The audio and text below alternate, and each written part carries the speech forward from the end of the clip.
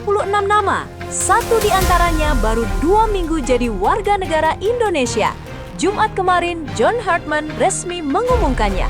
Bukan proyeksi, bukan kabar burung. Namanya tercetak di daftar skuad final Piala AFF 2026.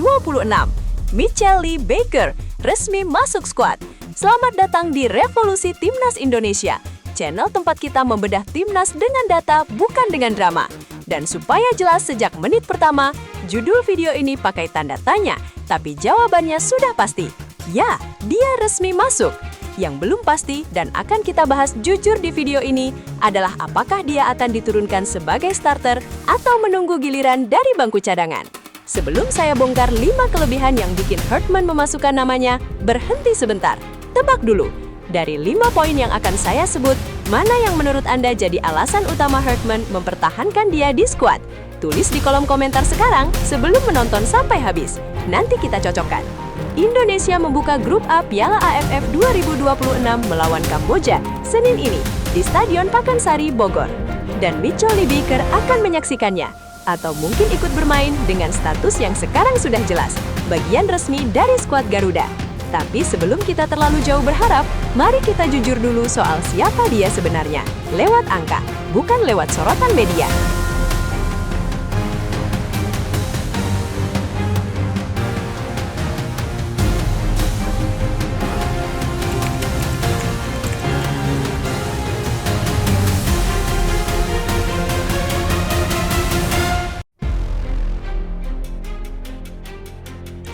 ...196 cm.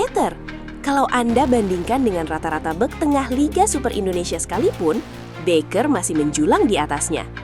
Tapi postur setinggi itu, di sepak bola modern sering jadi pisau bermata dua. Striker jangkung gampang dicap kaku, lambat, atau cuma mengandalkan sundulan. Ini yang berbeda dari Baker. Laporan yang mengulas gaya bermainnya justru menyoroti kemampuannya menahan bola di bawah tekanan.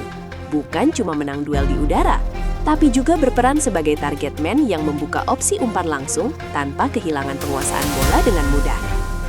Bagi timnas yang selama ini kerap kesulitan mencari titik outlet saat ditekan tinggi, postur macam ini adalah bahasa taktik yang praktis. Satu opsi umpan panjang yang bisa dipercaya menguasai bola sendirian di tengah kepungan bek lawan. Bukan sekadar tinggi, tapi tinggi yang tahu cara dipakai.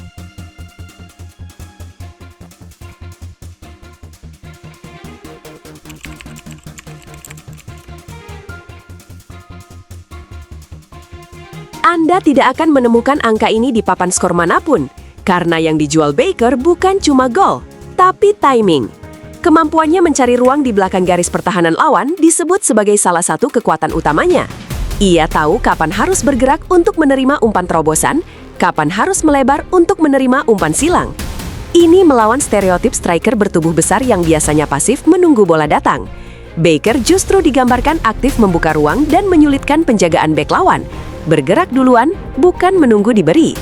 Untuk skema 3 back yang sering dipakai John Hartman, jenis pergerakan seperti ini penting. Seorang ujung tombak yang menciptakan ruang untuk dirinya sendiri, bukan cuma menunggu disuapi wingback. Panggung besar tidak pernah menunggu pemain yang diam di tempat.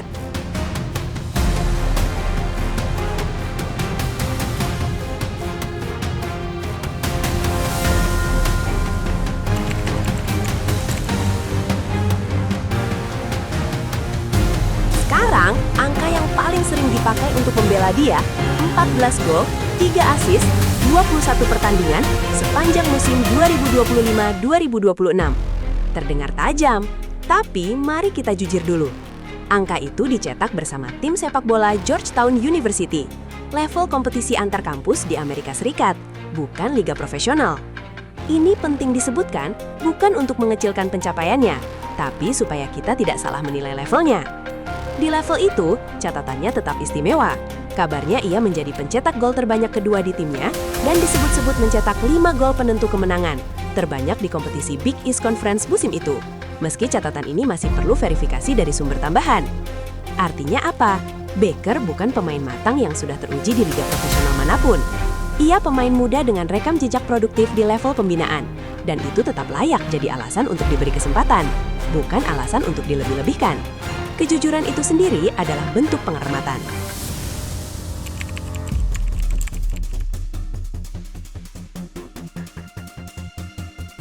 Ini bagian yang paling sering disalahpahami. Baker terpilih di draft ke-10 Major League Soccer 2025 oleh Colorado Rapids, kompetisi kasta tertinggi Amerika Serikat. Tapi mari kita luruskan, dipilih di draft bukan berarti sudah bermain. Sampai hari ini, ia belum menjalani debut profesional bersama klub tersebut. Berdasarkan data yang beredar, statusnya justru masih dipinjamkan ke klub bernama Vermont Green FC sembari tetap membela tim kampus Georgetown University. Jadi potensinya nyata, sebuah klub MLS melihat cukup untuk memilihnya.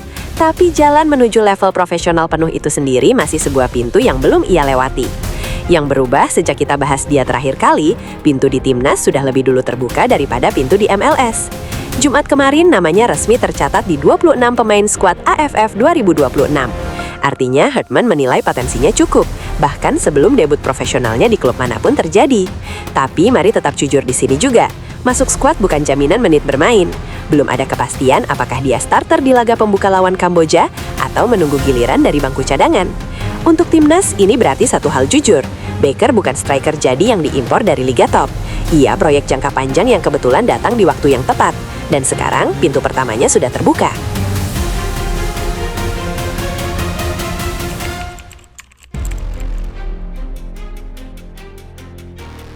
Kelebihan terakhir ini yang paling relevan secara taktik.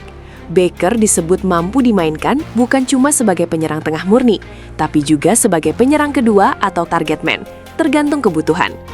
Untuk sebuah skema seperti 3-4-2-1 atau 3-4-3 yang jadi opsi favorit John Hartman, fleksibilitas semacam ini adalah alat, bukan sekedar bonus. Satu pemain yang bisa menahan bola sendirian ketika timnya bertahan dalam, sekaligus bisa turun menjemput bola ketika timnya menekan tinggi. Dan sekarang kita tahu, fleksibilitas ini bukan lagi sekedar wacana di atas kertas. Hartman sudah membuktikannya dengan tindakan nyata, memasukkan nama Baker ke 26 pemain yang akan berjuang di Piala AFF 2026. Tapi satu hal tetap harus kita jaga jujur, masuk skuad bukan berarti otomatis jadi pilihan utama. Siapa yang akan mengisi pos penyerang di laga pembuka lawan Kamboja, itu keputusan yang masih akan kita saksikan sendiri, bukan sesuatu yang bisa saya pastikan dari sini. Mari kita rangkum. Postur 196 cm yang tahu cara dipakai. Pergerakan tanpa bola yang aktif, bukan pasif. Produktivitas gol level college yang jujur, harus dibaca sesuai levelnya. Jejak ke MLS yang masih berupa pintu, belum jalan penuh. Tapi pintu ke timnas Indonesia sudah lebih dulu terbuka. Dan fleksibilitas peran yang cocok dengan skema Hartman, yang sekarang terbukti lewat namanya yang resmi tercatat di skuad AFF 2026. Benang merahnya satu, Micharly Baker bukan lagi sekadar proyeksi atau wacana naturalisasi. Ia sudah resmi jadi bagian dari perjalanan Garuda di Piala AFF 2026 dengan modal awal yang nyata, bukan solusi instan yang sudah matang, dan bukan jaminan otomatis jadi starter. Ini juga cermin dari pola besar yang sudah lama kita lihat. Proyek naturalisasi pemain keturunan terus berjalan, dan kali ini prosesnya sampai ke titik konkret. Nama tercetak, skuad final diumumkan, laga pembuka tinggal menghitung hari. Sekarang kembali ke tebakan Anda di awal video tadi. Cek komentar Anda sendiri. Kelebihan mana yang Anda tebak jadi alasan utama Hartman? Balas komentar Anda sendiri, sebutkan skornya. Dan kalau menurut Anda ada kelebihan lain yang saya lewatkan, tulis juga. Siapa tahu itu yang kita bongkar di video berikutnya. Saya baca satu persatu. Kalau video ini membantu Anda melihat lebih jernih, bukan cuma ikut euforia, pertimbangkan subscribe dan nyalakan lonceng. Analisis jujur, bukan hype, bukan clickbait. Ikuti terus Revolusi Timnas Indonesia.